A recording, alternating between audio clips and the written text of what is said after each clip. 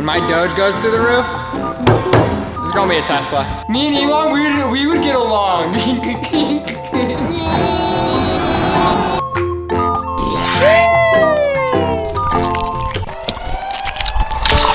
With Twitter announcing it will now allow tipping via Bitcoin, Bitcoin has guzzled just enough juice to test $45,000. And the taproot upgrade upcoming in November of this year, combined with people predicting the chance of a Bitcoin ETF finally being approved before this year end grows, can Bitcoin push aside any and all global catastrophes and leave crypto holders more shocked than a woman receiving a pizza delivery, if you know what I mean?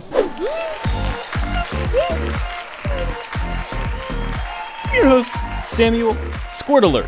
And wow, do we have some big things to be covering with cryptocurrency today. And specifically, while we're not out of the woods, there are a few things that have not happened, but if they do, we have a good chance of shattering the bones of the 10K Bears and buttering the biscuits of the Moonboy Bulls. So make sure to like, subscribe, these absolutely time-sensitive alerts. And as well, if you're interested in joining our pool, our first mint is actually going to net a 20% reward, which is insanely huge and not common. That will probably not be happening again. But for anybody that was with us since this last epoch that ended yesterday, there will be some very hefty rewards in 2 epochs because that's how long it takes to distribute. But yeah, if you're interested in joining, you can check out the 2-minute tutorial below. And without any further ado, let's jump in. Whoa, big news. So we're going to be covering price in detail towards the end of the video as well, but there are some big things that have pushed up the price. Specifically, we were saved from a potential mega dump-isode over the past 48 hours when obviously the whole Evergrande situation has been at least potentially remedied. There's still some questions with offshore debt, but for now, we have our fingers crossed and our pinkies plunged deep into the no-no zones. But here, Twitter did announce that it will allow people to tip their favorite creators with Bitcoin, and also something separate, launch a fund to pay some users to host audio chat rooms. And there's also some upgrades, some testing to help users have a safer experience on Twitter, such as warning people when they're entering a heated conversation or letting them leave threads if they don't want to be a part of it anymore. So I guess just to try to limit some toxicity there. But the big news is this. So a lot of people, people were talking about a Bitcoin ETF all the way back when I joined crypto almost 5 years ago. So, and that was the huge thing everybody was just preying on back in the summer of 2018. You know, if a Bitcoin ETF would be approved, then Bitcoin can blow past 10,000 again and go back to 20,000. Obviously, that did not happen. But yeah, it was very much something everyone was talking about back in 2018, especially after we entered a dumpy trend. However, there are some resurging and very valid reasons we're looking back into this, and specifically a lot of other things as well. So actually, before we continue with this, a Bitcoin taproot upgrade is set to kind of be rolled out in November of this year. So why are people not really talking about that as much? Like people were talking about Ethereum and Cardano, all of their announcements, like when Cardano had smart contracts. And the reason is pretty simple. Taproot is not going to allow Bitcoin to have NFTs or DeFi. It does add some improvements to the existing smart contracts on Bitcoin, so it is something good, but it is not like a full-fledged ecosystem that's going to be rolled out. So even though Taproot is something very positive coming to Bitcoin, the reason you're not really hearing about it too much is because it's not as big of a deal, because there are already coins doing way more than that. Obviously, if we could get all of the innovation and all of the technology on Bitcoin, that would be the ultimate granddaddy coin, obviously, right? Bitcoin's the most decentralized. Bitcoin is the most secure.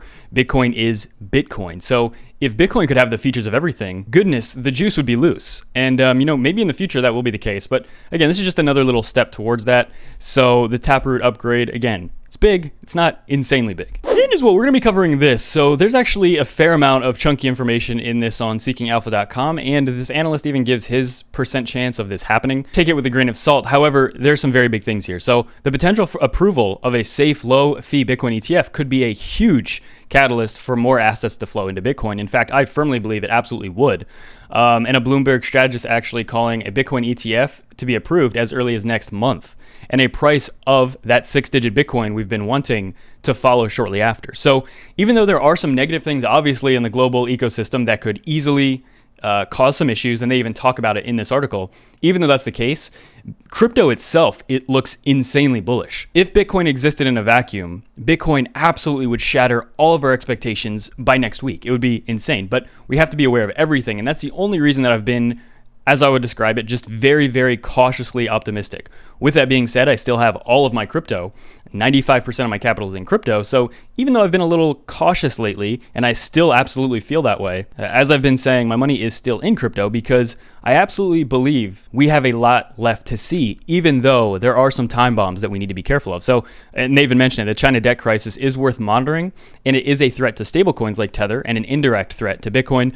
But realistically here, one of the big things that's also happening is Bitcoin adoption. Obviously, El Salvador legalized Bitcoin. It's legal tender in El Salvador. But adoption is also blowing up in other developing countries. Vietnam, India, Pakistan, Nigeria, Ukraine. That's a fair list already of countries that are, they have their eye on this. I think it was Ukraine or one of those countries had a Satoshi Nakamoto statue unveiled just a few days ago as well. So Bitcoin is heavily liked around the world. And people really do want to start using it. So citizens have well-founded fears of currency debasement because of corrupt regimes that have dictated them, some of these countries, for decades. And so Bitcoin offers a solution to that. It offers global middle class a store of value for their savings that emerging market fiat currencies will never provide. Meaning Bitcoin gives these people infinitely more freedom and the opportunity to actually try to make the tiniest bit of money that they have never had the option of doing prior to Bitcoin, because some of these countries live under dictatorships. And as far as the ETF, crypto has obviously been trying to get an ETF approved for years, and it has there's never been one approved in the US. There is an ETF in Canada, that's worth mentioning, but the regulatory wheels are turning for the US, and a Bloomberg strategist calling for one approved as early as next month. How much do I believe that? Again, I'm not sure, but if it did happen, it would be impossible for me not to get mega bullish there. What it would do is create more demand for Bitcoin, as well the fear of losing it to theft or losing a password and just trying to understand how to do basic crypto stuff really does keep some people out of crypto. And it obviously has kept them from making a lot of gains as well if they've decided not to learn how to do that. But at the end of the day, a lot of people have decided it's not worth doing because it's too difficult. And a Bitcoin ETF would be an attractive option, especially for a lot of people that are more used to the older ways of dealing with finance. So specifically what I'm talking about is older generations. Most people in crypto right now, even though there are plenty of 40, 50, 60, 70, 80-year-olds in crypto, most people are not 50, 60, 70, or 80 years old. There are some, obviously, but most people are, in a younger age group. And a Bitcoin ETF could help attract a lot of that, obviously. And it would also attract other investors that are more traditional, even, 30-year-old, 40-year-old investors. And so they do end the article here with Bitcoin predictions here. So 3 of them here. 1 or more Bitcoin ETFs approved in the US before the end of 2021, they're giving it a 75% chance, which, again, take it with a grain of salt, but Canada does have one. And it's likely that the US will have one eventually. And again, I think that's exactly why we're seeing regulation shape up, because there's a lot of reasons, but that will also be a big precursor to an ETF. The SEC and obviously all this stuff with Bitcoin coming after cryptocurrencies, again, specifically not necessarily Bitcoin, more so other coins like Ethereum, more DeFi-centered coins. This increased regulation most likely will vastly increase the chance of a Bitcoin ETF actually being approved. Because again, up until this point, we don't really have that much regulation. Regulation is going to be put in place before an ETF, most likely. Or at least the framework will be being worked upon before an ETF. And pretty much the financial industry is leaving too much money on the table by not having an ETF. And the author here says, I'd expect them to work with the US government to offer investors a safe, low-cost way to own Bitcoin. And at a minimum, Bitcoin has a nice tailwind in this case. And as well, this author puts a 25% chance of the China debt crisis causing a crash. Tether may own a lot of Chinese commercial paper, and if Tether blows up, it will take Bitcoin down with it. And again, people have been talking about Tether for years. I'm sure somebody watching this right now is going to leave like a 30-paragraph comment on Tether and why it will destroy Bitcoin. But I think everyone at this point is very aware of what's going on with Tether. And if you're not, it takes 10, 20 minutes to learn about it. But it is always a possibility, and it's worth keeping an eye on. And again, that's why, again, I think at this point, it's very, very important that we at least understand what is happening with China, even though it's not the most fun thing to be talking about. And as well, a crypto melt up, adding on to, or because of the ETF, could also be a secondary effect of that, basically causing people to FOMO into Bitcoin, a scramble for Bitcoin. Money flowing in like this could create a huge move, and again, those huge moves, that is exactly the scenario that you have, the perfect storm that you have that can create those blow-off tops that we have not seen yet, okay? Some people are saying this bull cycle is over, and it's very clear that we have not had anywhere close to a blow-off top. Now, do we need a blow-off top? I personally think that makes the most sense. Nobody knows 100%, but a blow-off top has been how cycles have ended in the past. This is the furthest thing I've ever seen from a blow-off top, and I think most people would agree this is not what a blow-off top looks like. But the point is, what I just mentioned is exactly a scenario that would enable us to have the global FOMO times a million to cause a massive blow-off top. And again, that is when 6 digits starts to look easy. But with that being said, if Bitcoin blasts through 6 digits and even gets, let's say the most bullish scenario, we go up $200,000, $300,000 per Bitcoin in a very short amount of time, you better be prepared for a very big correction afterwards.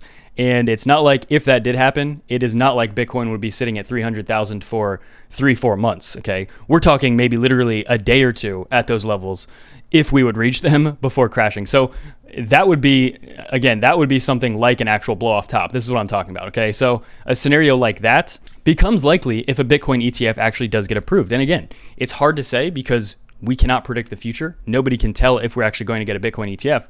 But the further regulation that we see coming and the talks from the SEC and just government officials in general, yes, you better believe they're looking into all of this. What's if you're new channel, make sure to like, subscribe, turn these miss these absolute time sensitive alerts. And as well, if you're interested in joining our pool, keep in mind, if you are staked with us, I was actually one of the first people to stake in the pool, and I will be receiving my first rewards in a little over a week. So because the pool is brand new and because we just started minting a few days ago, once everything is good, and again, I'll say probably within a week and a half, everything will be spick and spam. Every 5 days is when you get the rewards.